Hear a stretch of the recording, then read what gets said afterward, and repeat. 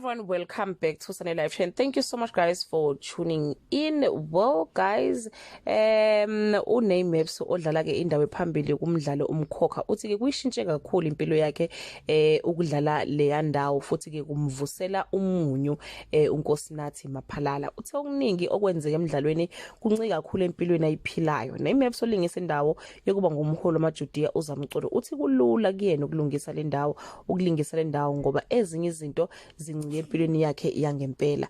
Ngesikhathi nginikwa umbhalo ngale ndawo ngafikelwa umunyu ngoba okuningi kuyimpilo yami yangempela. Ekhaya imini omdala kanti ubaba wami usanda kushona ubehola ibandla umama ongizalayo eyisithenjwa sebandla ngoba bebelihola nobaba. Ibandla ke lasekhaya Agape Healer Worship Center lizize eSoshanguve ePitori.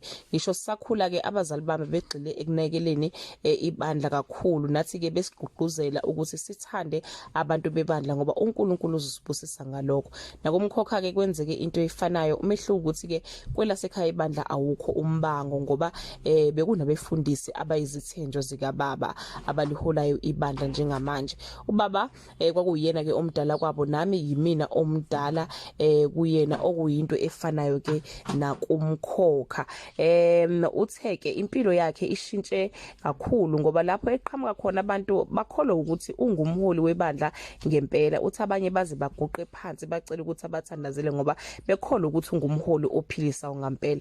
Uthe lokho kumenza azizwe thobekile uma umuntu embuka ngalolo hlobo okuyinto abengayicabangi ingenzeka njengoba kumkhokha engumuntu othanda kube nokuthula emndenini. Utheke nakubo ungumuntu onjalo ngaphandle ke kokulingisa uNay Maps ziningi ezinye izinto azenzayo eceleni. So umsebenzi wabo wokulingisa uthatha isikhathi esiningi uma nje ke wathola ithuba uye aphathi inhlelo emcimbini abuye ke akhokhelwe ngokuya emcimbini yabantu.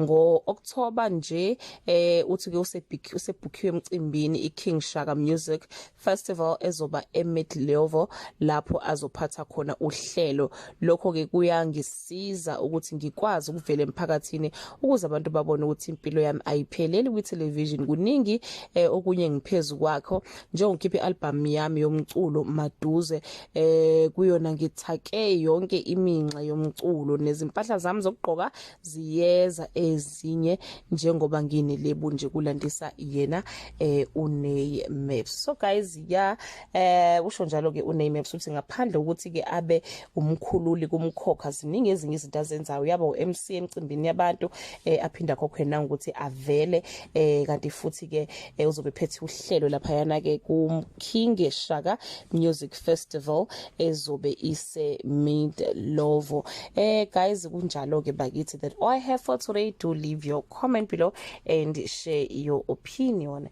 Bye.